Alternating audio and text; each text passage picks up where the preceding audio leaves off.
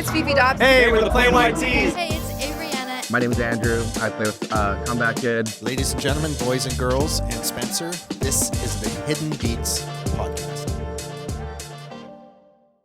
Hey guys, this is Hidden Beats. You're here with Tom. And Tom. We're a media group compiled of a bunch of artists who like music and enjoy going to concerts, and we want to show you what those experiences are like. Yeah, so I developed Hidden Beats. We're 11 years old now.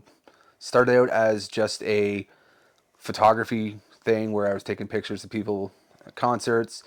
Then, other people want to get bigger stuff and other people want to shoot concerts. So I made it into a big publication mainly. And a lot of people probably hate this because I didn't want to pay for concert tickets. You probably don't want to pay for concert tickets. I don't want to pay for concert tickets. So we get into concerts and we get to go shoot and cover some amazing live events and shoot some videos every so often and have some fun.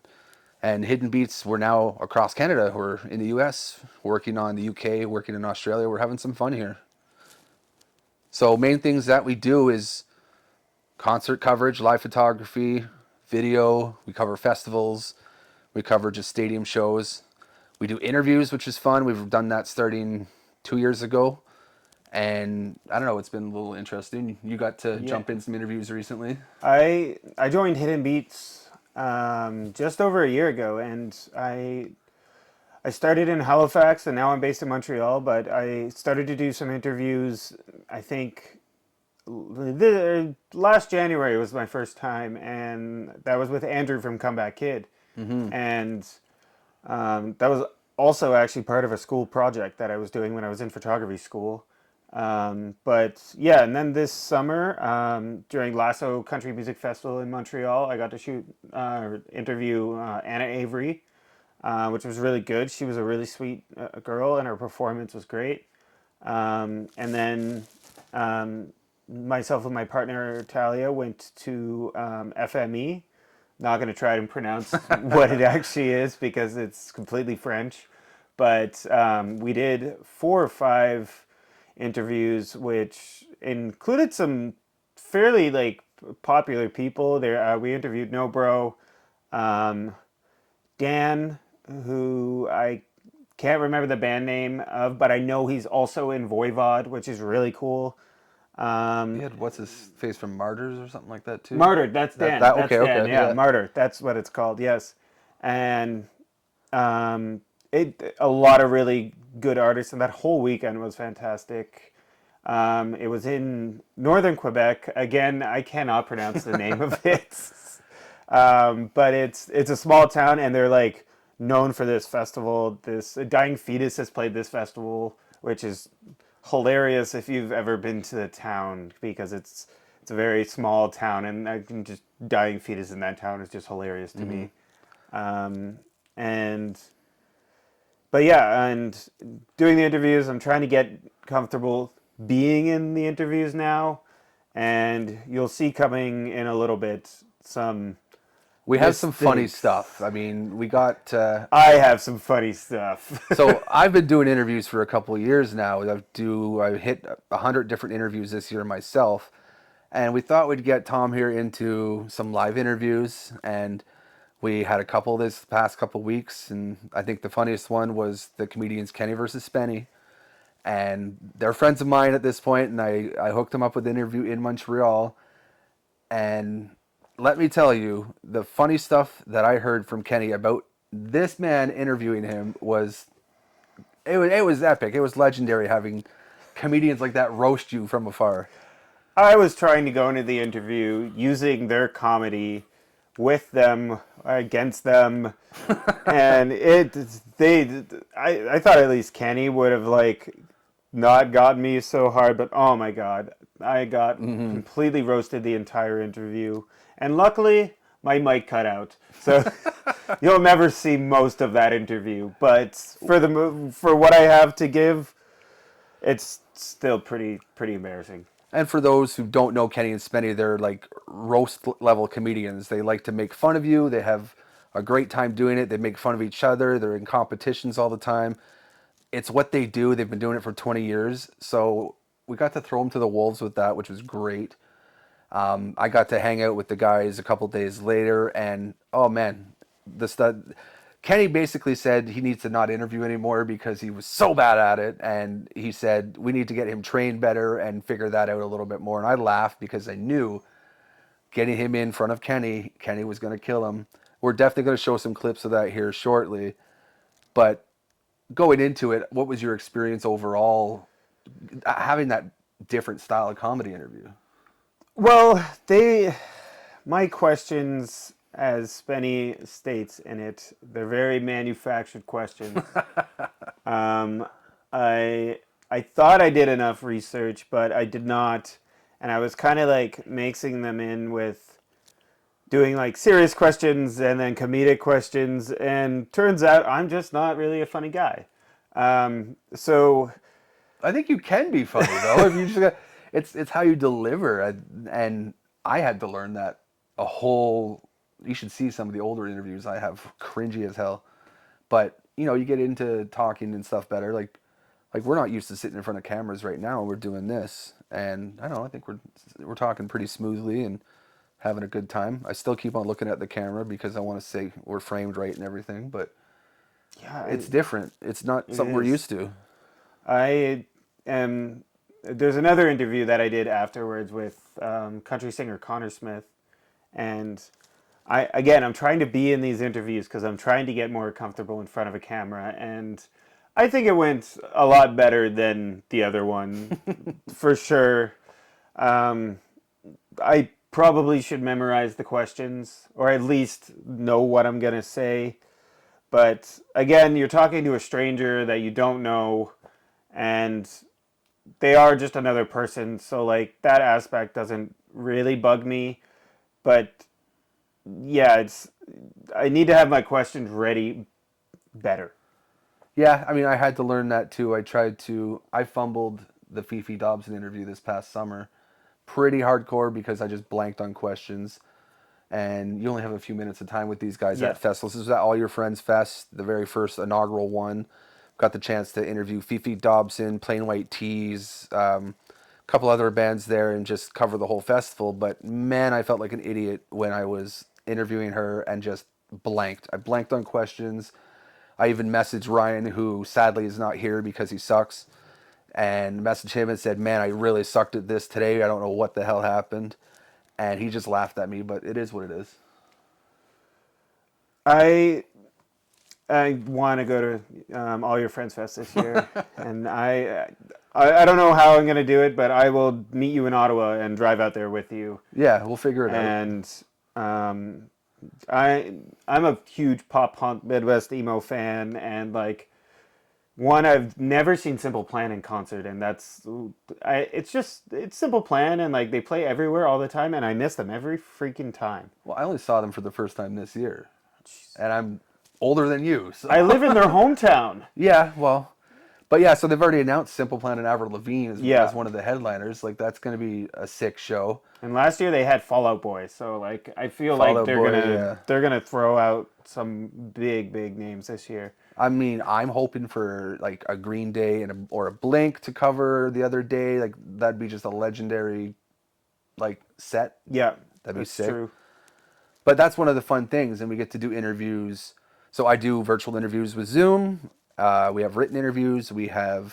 I've even done phone interviews, which I hate doing, and I don't want to do them ever again. I think the last one I did was with Twisted, who are on the same label as ICP, I believe. Great conversation, but then trying to transcribe that, nightmare later. But it was fun, and yeah, and we're doing live interviews now. Is kind of one of our things, and we're gonna show some clips of the Kenny versus Spenny and the Connor Price interview, just so you can see how far along Mr. Tom here has got. But on top of that, we have some fun doing so many other things. Like we got into this to be concert photographers, and concert photographer is what we do. And I think myself now, I've shot over 700 different unique acts. And I don't know, what do you figure you've probably shot at this point? Just in 2024, I shot 183 different artists. Wow. Okay. Between festivals, and I think I'm missing some between like FME and Lasso and Il Sonique, because I kind of lost tracks of the certain artists, Yeah, especially yeah. at Il Sonique, because they're all DJs. But I counted via my Instagram basically and went through it and had 183 different artists that I shot in 2024. Next year, I want to go for 200, 250. I've on my agenda right now. I think I'm already up to like 40 shows in 2025, just Yeah. based off our little list that we have, and it's gonna be a big year. And that's one thing too. So Hidden Beats, we have 30 people working in Hidden Beats as contributors, photographers, writers. This year, I think we're going to cap out at 670 shows that the team has either requested or shot or done things with. Last year, in 2023, we hit 111 days of actual on-site festival coverage. This year, I haven't even begun to count, but we're well over 200 days of festival coverage. Well over 200 days. In 2024? Yeah. Well, think about it. Crazy. You hit, like, what, 4 yourself? I Yeah. think I hit 7 festivals. Winnipeg, Matt out there hit at least 4 festivals himself. We had more in the U.S. That's crazy. We hit a lot of stuff this year, and it's been pretty crazy. And we're going to expand more, I think, in the coming year. Yeah. If I have the patience to do it, I don't know. That's why he's here helping now too. He's our new main podcast host, even though Apparently, I'm the new main podcast. I've decided that Follow me on Instagram. because I don't have the time to do it, and I think we need 2 Toms to have some fun conversations with at least. Yeah. And I'm apparently jobless now. Thanks, Bar Darling. We're gonna give them zero star reviews Yeah. too. So I guess the first thing why'd you want to get into concert photography? Like, I guess that's probably the big question a lot of people are trying to figure out. I hate that I'm about to talk about Ryan. But so Ryan is going to be our other host at some point. Today we hate him. Yeah, he sucks because he's not here. So we hate Ryan, and we're shouting him out in all the different bad ways we can because he's not here. But yeah, so talk about Ryan. So I started photography during the 2020 lockdown. I was living on Vancouver Island on the west side in a small surfing town called Tofino. And out there, your work usually provides your housing. And I was living in a giant dorm building with, university dorms, 2 beds per room. There was probably 50 of us out there. And then there was 8 sheds. And I got to live in this little shed. And it was like a loft shed, just all wooden. It was, But it was like 2-minute walk to the beach of the Pacific Ocean and shit. But anyway, I took my first Daddy Trudeau money and I bought a Canon AE1 and a Sony point and shoot, which I don't know what kind of camera it was at this point. But I bought both of those. I think I spent $500 on the 2 cameras. And I actually didn't use the Sony that much, and I went right to film. And then I moved around a bit during COVID, and I kept doing more photography. And then I went back to Tofino, and I did a full year, which was really rare for me to stay in a place for a year.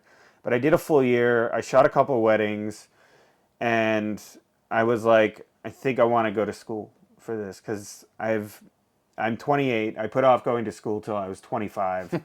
And I was like, all right, it's time. I'm going to do this. And the guy Ryan we were talking about is from Halifax. I've known Ryan for 10 years. And I met him at the beginning of his concert photography career, just after he dropped out of law school to be a photographer. Which is fun, Yeah. So I met him doing co-check at this venue that I used to volunteer at, and again, he was doing the photography, and it was an Obey the Brave show, and and he was doing a program at the local community college, Nova Scotia Community College. Shout out Ingram, and so he did that program. he was very good in it, obviously. And then he ended up moving here to Ottawa. And when I first thought about going to the program, for one, it's like the cheapest photography program in the country. And I grew up in Halifax. My mom lives there, so like I have roots there, and it just made sense to go back there to do the course. And I remember talking to Ryan on the phone for an hour straight, and Ryan never talks to me on the phone. And Never talks to me on the phone either. exactly. And he convinced me to go to this school, or he helped encourage me to go to this school for this program, and it was one of the best things I've ever done in my life. It was the best program I could have done, especially at that point in my life. And then I think it was the summer before I started school. I shot a Pale Lake show, which is a local band in Halifax. Okay, because I was going to say I don't know who the hell. No, that is. they're a local band in Halifax. They're actually having their last show at a New Year's Eve show. I think it's December 27th. Okay. And but I shot them at Turbo House in Montreal, and I messaged them because I knew them from Halifax, and I was like, "Hey, this is my first show. Can I come shoot it?" Like, and they're like, "Yeah, we'll put you on the guest list." They forgot. Yeah. Thanks, Pat. But anyway, I got in, and I did a surprisingly good job for the gear I had and the situation I was in, and they were really appreciative. They're all really nice guys, and the thing about Turbo Haas is that there's always like one solid light. The light they do change color, but it's usually one color at a time. Yeah. And I had a nifty 50 1.8, and I shot the entire thing on that. And in being a more experienced photographer now, I did a pretty good job for what I had. For any of you the guys knowledge that I are, had. for any of you guys that are photographers, you know the pain that is, because one, spotlight sucks. I mean, we all hate it. We all hate it when it's, certain colors, things like that. Photography sucks sometimes, but it's fun. Turn it black and white. Yeah. But yeah, and after that, I did a couple local shows throughout my first year of school, and then September 2023, one of our photographers in Halifax, Alicia, Yes. who's I've known for a couple years now from the Halifax music scene and such, talked to Tom about me joining onto them, and Tom didn't hate me, so Whenever someone new comes on, it's always recommendations, because I don't go looking for people. You have to be vouched for by somebody typically, or there's a conversation between the whole group for the most part, and if we want to bring someone else on, or how that's going to work. So Alicia hit me up and said, "Hey, I have this other guy here. He's good. Shoots, well. He wants to cover shows." And I said, "Okay, if you think he's worth it and can do what we do, then let's figure it out." And we got him. What did we get? What was the first show we got you? Little TJ. Or I think technically it was Magnetic World Music Festival, but I got that myself. Okay, And then I was like, "Hey, that, so. this should be my first show with Hidden Beats." But like, so technically, Did we post coverage for that? I think so. Okay, so see shows I don't even remember sometimes. This was a long time ago. Yeah. Like, I mean, in my mind, it was a long time ago. But my first real show, I think, was Lil TJ at the Scotiabank Center in Halifax, and never shot in an arena before. Stadium. I don't really know how big. I think it's an arena. It's not very big. Well, it's in Halifax. Is it a hockey or? Yeah, it's a hockey arena. Okay, so it's considered I think those are considered stadium levels. Yeah. I think.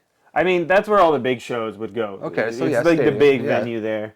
And I remember the first act came on, and it was Killy, I think his name was. Okay, Killy, yeah. And he came on, and I was like, nothing's in focus. Like, what's going on? And I was at, like, I think it was my shutter speed was too slow. I think I was shooting at 1/60th. And with like, And Killy likes to move, so yeah. yeah, and I was like, you get that look, and like the faces almost look smooth because they're so out of focus. yeah. But and then we went back during that act, and like I was talking to the other photographers who I had just met, and they were like, just bump up your ISO. You have a 60 Mark II. Like, bump up your ISO and just say screw it and like adjust your f-stop and bring up your friggin' shutter speed. Yeah. And I did that, and I still to this day think that the little TJ photos are some of my best photos I've taken. I have a print of one on my wall at home. And that's a whole thing too. We can probably have a whole episode about is just settings and how to shoot things, because concert photography is probably one of the most confusing things, because there's never the same thing twice. It's Constantly always moving. changing. Yeah. So what would you say is your favorite show you've shot so far then? You've shot a few big ones at this point. Dude, see, favorite music-wise, I think, like, Evanescence was probably one of my favorites, but, like, also Creed was freaking Creed would have awesome. been fun, yeah. I'm jealous about that one. Yeah, Creed was awesome, and, like, they've been on an 11-year hiatus. Like, they were insane. They were insane. They gave away a guitar during the concert. Yeah, that's like sick. it was a fantastic concert. But the pictures that came from Evanescence are superior over the ones from Creed. Okay. Yeah, I look back at stuff. I first started shooting when a buddy of mine asked me to come take pictures of his show, like a local hip hop act. He was opening for, who was it? I can't remember who it was at the point. Oh, Mad Child probably. Yeah, I think that was my first one, was opening for Mad Child. So I shot his whole show, shot Mad Child, had no idea what I was doing. Pictures, I don't know. And then we just kind of kept on from there. And I remember the first interview I had, we actually tried to do Bone Thugs and Harmony at their show that this guy was opening for. And it was the worst interview I think I've ever done. We had no equipment. It was garbage. The audio sounded like nobody will ever see the light of day of that. It'll never come out. But yeah, we had the Bone Thugs and Harmony guys. And I just kind of went from there and started shooting more and more. And I didn't take photography in school. I took interactive multimedia developer at Algonquin College, which is an introduction to anything digital media. They do websites, all that nonsense. And we had one course with like an introduction to photography. Yeah. Go buy a camera, learn how to press buttons, and then I just kind of went from there. And now, I mean, you should see the mess of stuff we have just in front of us alone with equipment in my office and in his stuff back at his place. It's kind of insane how crazy this stuff can get. And like I said, I shot over 700 different artists, and I took a little bit of a break this year because I had a new baby, so I got to sit back and be jealous of everyone else shooting, like shooting Creed and Evanescence. And it's been crazy. I think one of my personal favorites, I'm a old school hip hop guy, so I've got to shoot old school. Well, it's because I'm old. I just turned 40 this year. I mean, that's old for some people. Like, I've got to shoot Ludacris and Ja Rule and Snoop Dogg and 50 Cent and Ice Cube. These are all bucket list ones for me that I have on my wall. Well, they're going to be on my wall at some point. I don't have enough room down here to have everything I've shot. It's insane. But also things like Rob Zombie. Like, that was an insane show. Crazy. And weirdly enough, I got to shoot Frankie Valli. Well, I just bought tickets because I wanted to go. Frankie Valli, he's like 83, 84 years old at this point. That guy can sing. That guy can sing still. And for anyone who thinks it's weird that I like Frankie Valli, go listen to him live or anything you can, whatever. It's amazing. And I've got to do some really cool stuff over the years. Get to see some really cool bands. Mm-hmm. And like I said at the start, I didn't want to pay for concerts, so I've saved a lot of money and just invested it in cameras so I can stop paying for concerts. How much have you been paid for concerts? Let's say, are we talking recently or just over the whole? Over the whole thing. Over the whole thing, like $5,000. Okay, now break that down hourly. Over 11 years? I should be destitute living under a bridge. Like that's For those who are interested in concert photography, please know that it has to be a hobby first because it costs money and you're never going to get paid properly. If you're lucky to get somewhere to get paid, great. Get hired by a band, Yeah, good for you. Do not that. hired by Tom. Yeah, because I pay an exposure. Which has been good. Which has been good. I'm not complaining. I mean, yeah, I'd like to make money on doing concert photography, but who's the one that's gonna pay you is the problem. That's if you it. think about it, who's gonna pay us to read our website? You know, like yeah, we could do subscriptions or something like that, but like they'll just be like, no. We need more of you guys to watch things like this so we can keep Hidden Beats going and do some really fun things and bring you guys some more fun stories. And some exclusive interviews hopefully coming up in the new year. There's some people coming to Montreal that we're gonna dig into, and I'm gonna see what I can conjure up in my works. Right now we're here in Ottawa at my home base. Tom is from Montreal. He came down just so we can kind of, meet of the minds and have some fun and figure things out. Shoot our first couple episodes of this delightful podcast that we're not actually calling podcast. We're just saying it's Hidden Beats. Tom, don't say podcast. I know I've said that like 5 times now, but those keyword algorithm hits will probably be nice. We want to bring you guys some cool stories and insights as just to what goes on in this world if you're not familiar with it. Even if you are, we've done some things that other people probably haven't. So, yeah. I've definitely done some things that, I don't know, I tell somebody that it doesn't really go to concerts or doesn't really, just not really music people, and I'm just like, yeah, I photographed Snoop Dogg once. And to be honest, I say, yeah, I shot Snoop Dogg. And then immediately they go to gun violence. And I'm like, fuck. That's fun, though, when they do that. Cause they just every time, though? But, I mean, so look at me. I look like I could be a criminal. When I say I shot someone, they're like, oh, what did you do? And it's like, just what I do. That's how it is.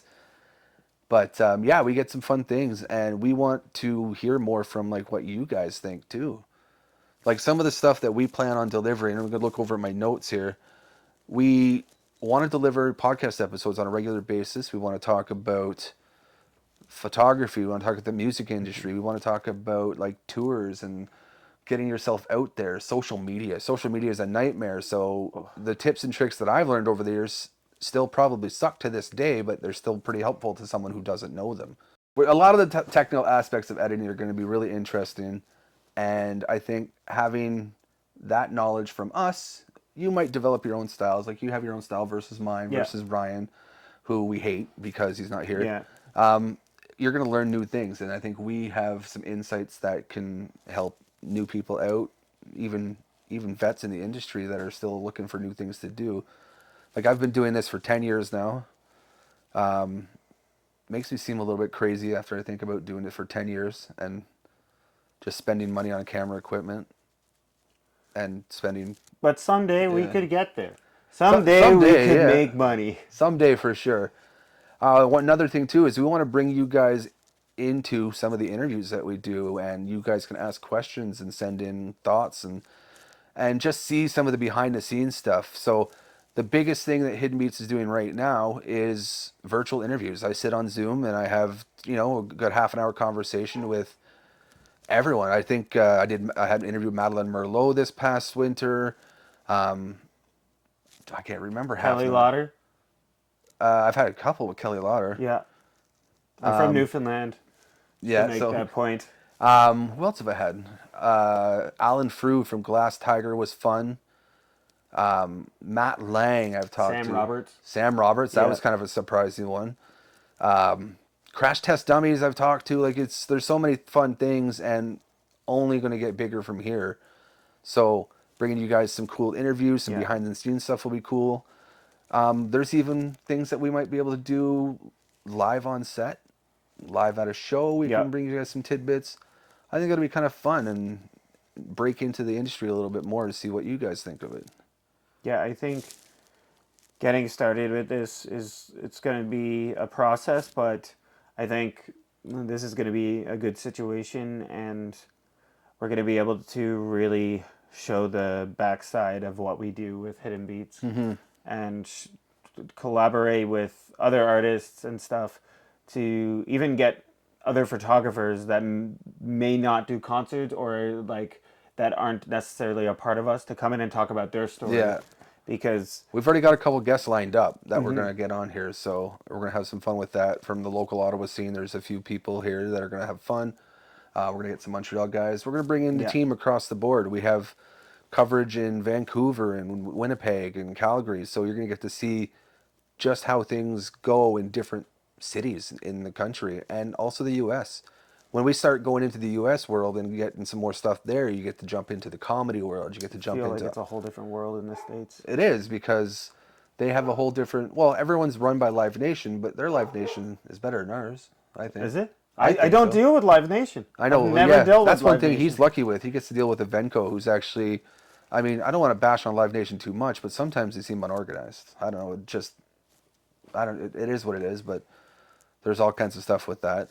And then we have... Yeah, the aspects of even booking a show or trying to apply for a show. There's lots of little tidbits we can offer there. Yeah, and that's a you thing. I guess I can find an email and email someone, but like There's ways that... I mean, we can set you up with that too, but I'm lazy. I don't want to do it sometimes. yeah, that's fair. That's fair. I've recently got him to start CCing me in some of the emails, Yeah. which is That's fine, a task on its but own. It's also just because I don't want to bug him constantly and be like he has a newborn and a 2-year-old. Yeah. So like I don't want to bug him constantly and be like, hey, did I get approved? Hey, Tom, did I get approved? Yeah. Which I do anyway, but it's fine. So imagine having to babysit 30 of him, which is... He's actually pretty mellow in comparison to some of the other ones, but... Yeah, I always wonder how much everybody else talks to you, because I think I talk to you a lot.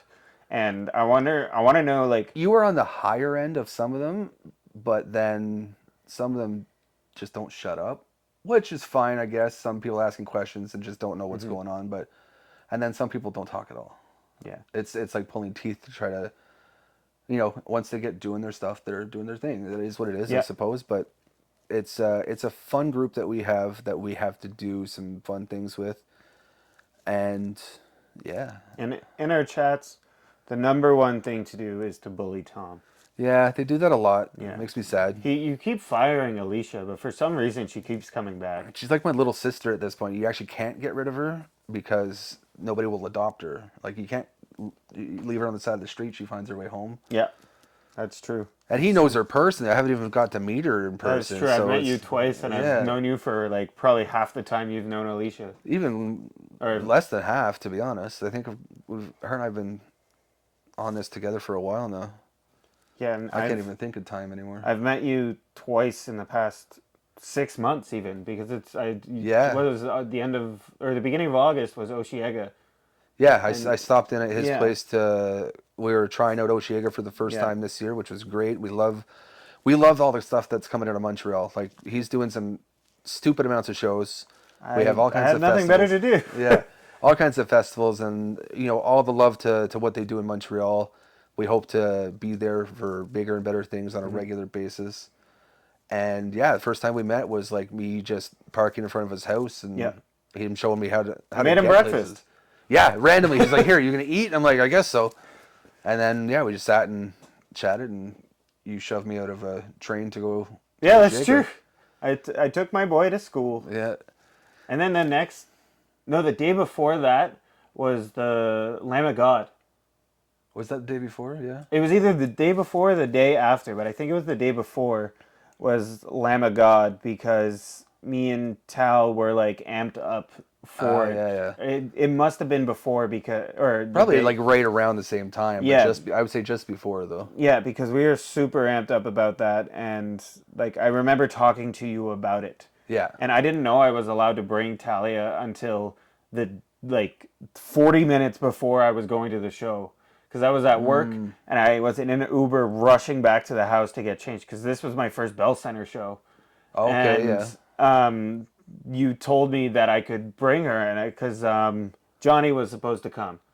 Johnny didn't end up coming, so I texted Tal. I was like, "You want to come see Lamb of God?" And she's like, "Yeah, I want to come see Lamb of God." And got ready by the time I got home, and we were out the door. Yeah, that's awesome. That was a great concert too.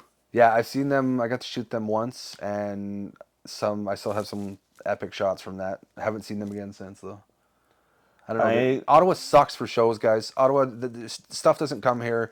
We get very few things. This year coming up, though, we're gonna have like Katy Perry. We're gonna have Jelly Roll.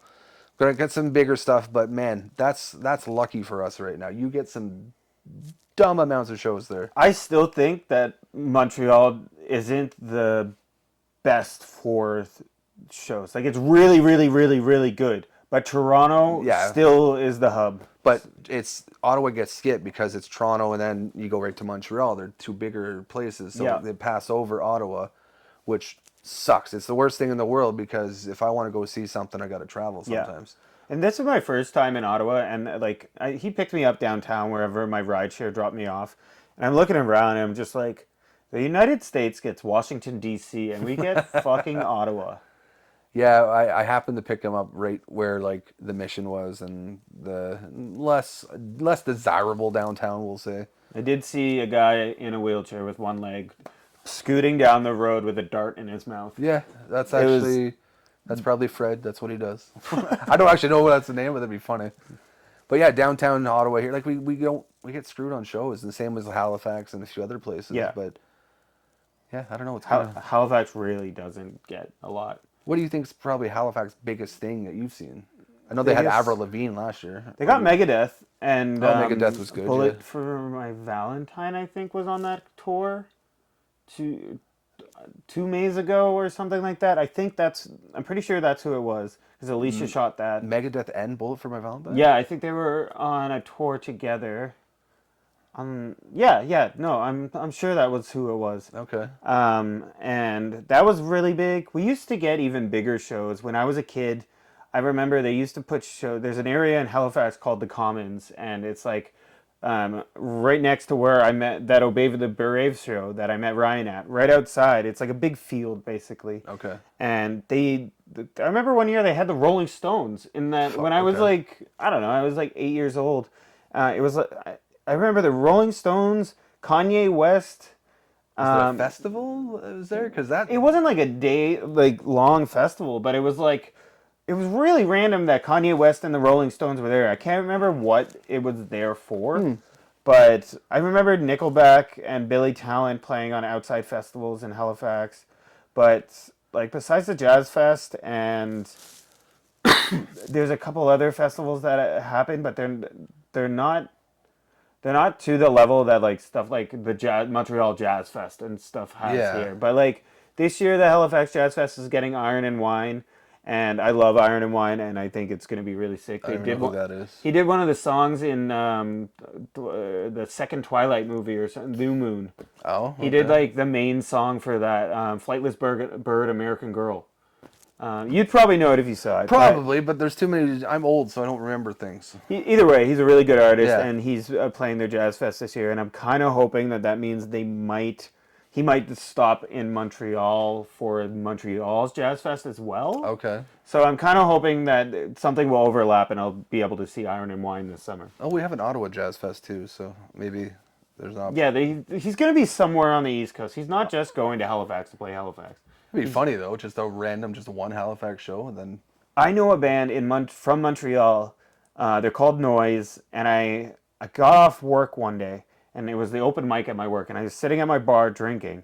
I started to talk to these guys next to me, and they're from Quebec, and my girlfriend's from Quebec, so I recognized their accent.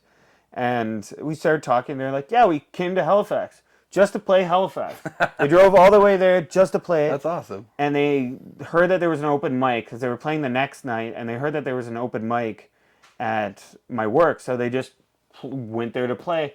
Started chatting with them. We drank all night together. Turns out their drummer goes to school with Talia, and Okay. they recognized each other. He knew her by the girl with the green hair, and like that's exactly how he described her. I was like, that's insanely coincidental. And the next day, I got them to come into my photo studio at school, and I did band pictures with them that they Okay. still use. And then I went to their show the next night.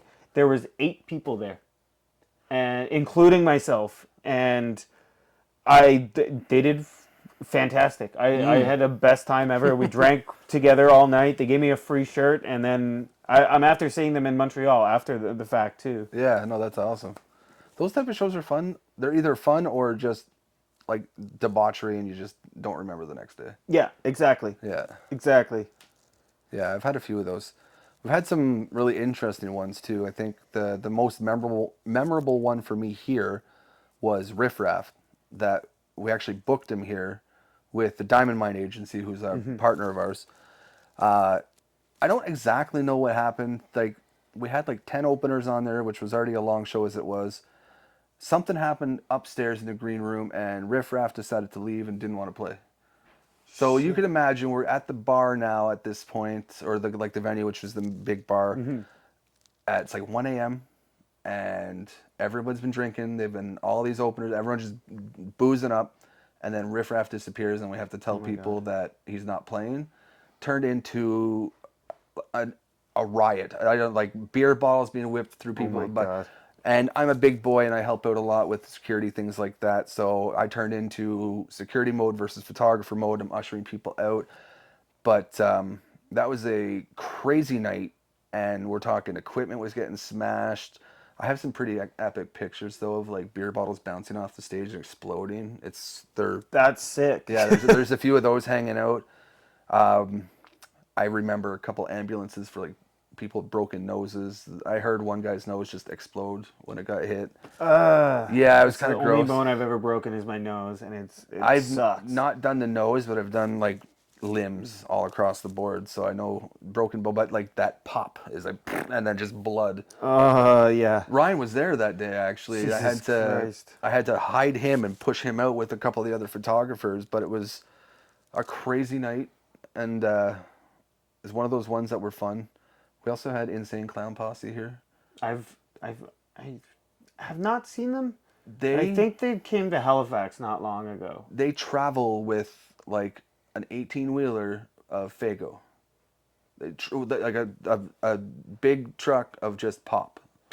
Because obviously, for those who know ICP, they do like all the stuff, the pop Faygo stuff. We sealed up the venue as much as we could. We put plastic in places and stuff like that. But I think they went through like 200 bottles, 200 2-liter bottles that night, just launching in places. Spray it.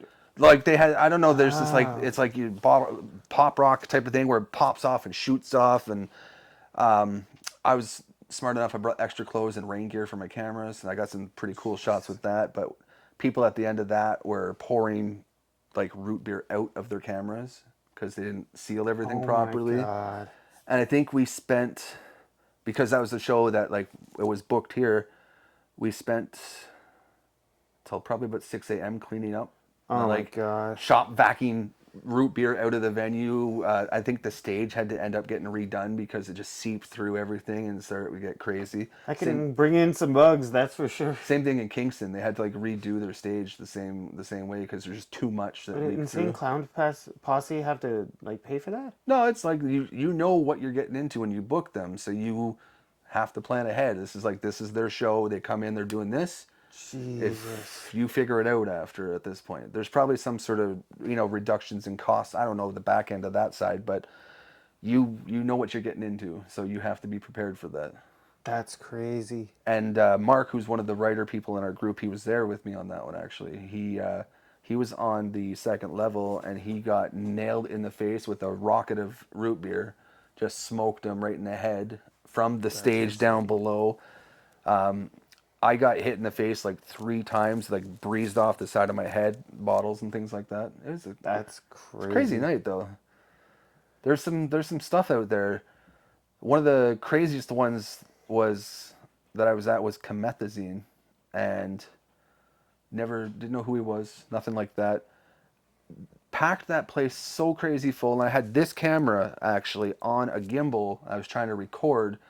And that I was getting rocked so much by these little teen things. Like I'm a big boy and I'm getting pushed around by all these people. I had to put the camera down to protect myself because this place was going so mental. I had to actually pick up these 2 little girls at the front that were getting smashed up against the stage and like move them to the side. It was an all ages show too, so it was gross, but just crazy night. And there's been dangerous nights too. Not too long ago, there was a shooting at one of the shows. I that we were at. remember Yeah, that was NLE Choppa. yeah. Yeah. I was there for that one. Somebody brought a gun or something to the Newfoundland show as well. And Oh. they canceled the first day, or there was only one show, but they canceled the show. And then I remember Caitlin went back the next day.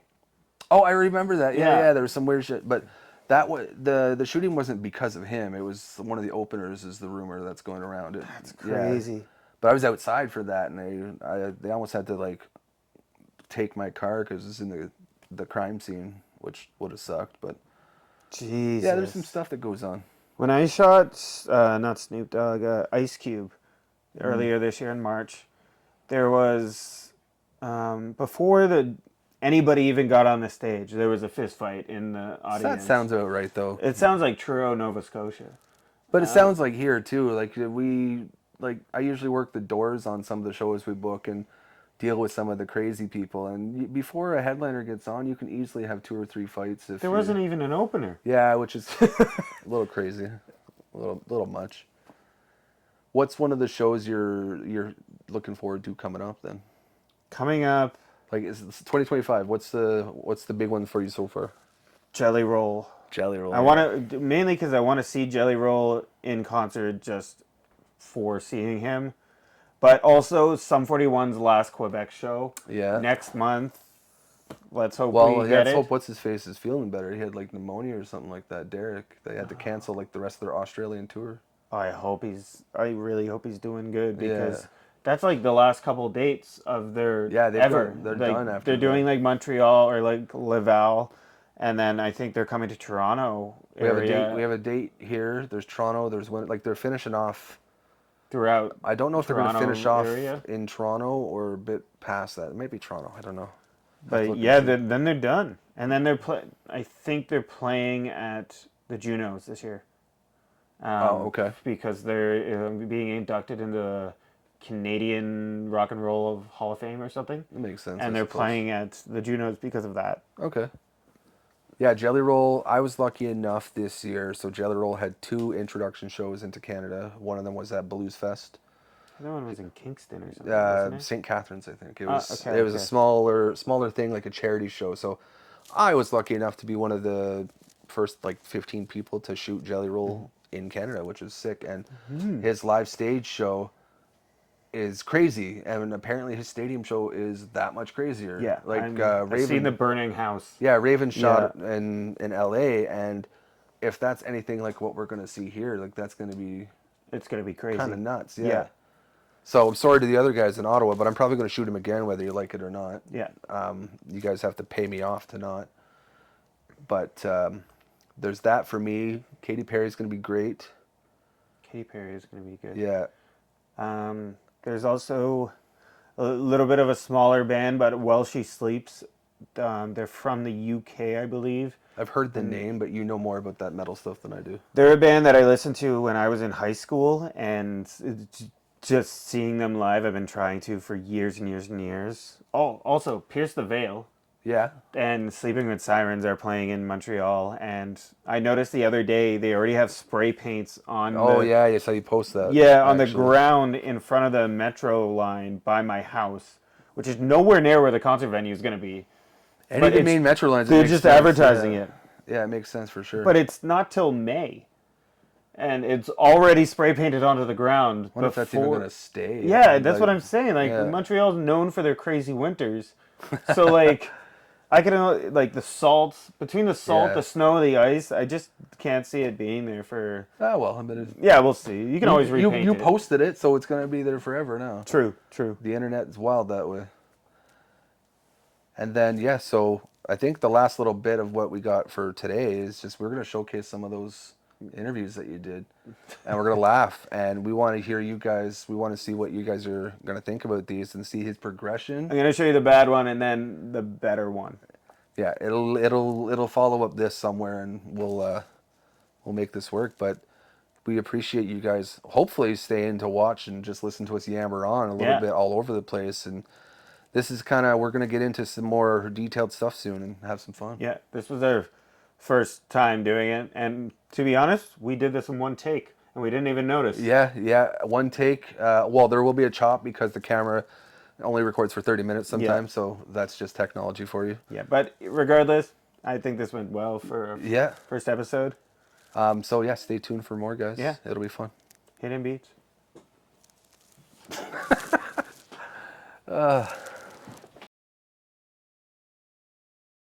How did the show Kenny versus Spenny come to be? Google search, bro. How did it come to be? Well, we pitched about 4 different shows for Will Smith's company, Overbrook Entertainment. Before that, we were pitching. Yeah, and then USA Network bought it. We started shooting the pilot. They pulled it. We finished it. A year later or so, we got on CBC. Then CBC didn't like it, and then we got on Showcase. And now we're here talking to you. And then we got on GSN and they didn't like it. And then we got on Comedy Central and they didn't like it. And then Showcase stopped liking it. And unfortunately, you like it because that's why we're here now. I'm here because my boss told me to interview you. I can tell. Yeah. Have you ever seen the show? Yes. Yes. I'm of age. What are your favorite episodes? The drinking one. Drinking's good. Yeah. That's a good one. The drinking one. The living in a van. Yeah, it's a little soft, but a lot of people say they like that. You went on a date. I did. So I would have gone with Spenny's mom, but she couldn't fit. Should have got a bigger van. It's incredible because according to him, her vagina is huge, but apparently His mother couldn't fit in Vancouver. Spenny, why do you tend to keep your distance from Kenny? smell. Smell. It's because of the ankle bracelet he's wearing. He's not allowed within 100 yards of me. Wow. He's a sexual deviant. Spenny, can you list the Canadian provinces, best to worst? I don't. There's 10 of them. I know that. That's about all I know.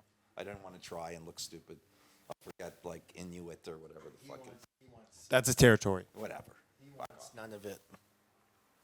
I hated geography in school. Kenny, where do you think your life would be if you didn't do comedy? I'd probably be way richer and way better off. What is your best and worst experiences with Kenny versus Spenny? Never heard that one before. Best experience was for me was the wrestling episode. The worst was who could stay in a 69 position the longest. Was that who can stand it like together? Yes, we were. I thought you knew that. I didn't see that one. It's one of our best ones. Okay. Yeah, we were strapped together in the 69 position. Not totally naked, though. It would have been even funnier. But We're showing some outtakes from that tonight. Okay. Yeah. Okay. What's the worst humiliation you had to endure? you have to read these questions. The worst one was it's going to be in my 12 Days of Christmas song tonight. It was, and it was only because it was early on in the series and I wasn't calloused and used to humiliated. Kenny had a transvestite dominatrix whip me, and it was very disturbing at the time. Now it's like a day off compared to what I ended up doing. Yeah, he'd rather do that than this. That's totally fair. What's the hardest part about becoming a comedian? Well, it wasn't hard at all. It was actually the easiest, the easiest thing for us to do. We basically didn't want to work. So I heard that you have a past in photography. I used to be a photographer. How did that help navigate your way through the media world? Well, I made a lot of money doing photographs. I went to really weird places and human disasters, and I photographed them. And then I managed to sell some. I got lucky, and I managed to sell a bunch of pictures, which gave us enough money to actually produce our content, which led to Kenny versus Spenny. That's really good. What is the most shameful thing you've done in your life? This interview? The most shameful thing I've done, obviously I'm not going to tell you on an interview. Banging your mom's like horking in the Grand Canyon, bro. If you guys could give any advice to a young comedian to start their careers, what would it be? See, I wouldn't really take I don't take other people's opinions, and I think that's usually detrimental to your career. So, fuck everyone. Do what do what is instinctual for you, and try to make it. But it's tough. It's brutal out there. It's the flavor of the month. Everyone's doing it, and it's very hard to do. It takes 5 to 10 years to be amazing. And even if you are, Well, thanks, guys. thank you for not showering. Wow. Actually, yeah, I can't smell my poop anymore. That's a good thing. I'm sorry, guys. I can't afford water. I'm doing interviews with you guys. That's all right. That's my life story. Ice and water. You can take a shower. You can take a shower at Spenny's room later. Will his mom be there? His mom's dead.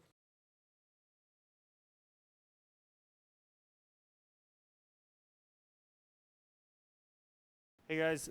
I'm here with Connor Smith. Connor, how did you get started in music? Man, I grew up in Nashville and started writing songs when I was 6 years old, and kind of my dream my whole life was just to write songs, tell stories, and here we are. Awesome.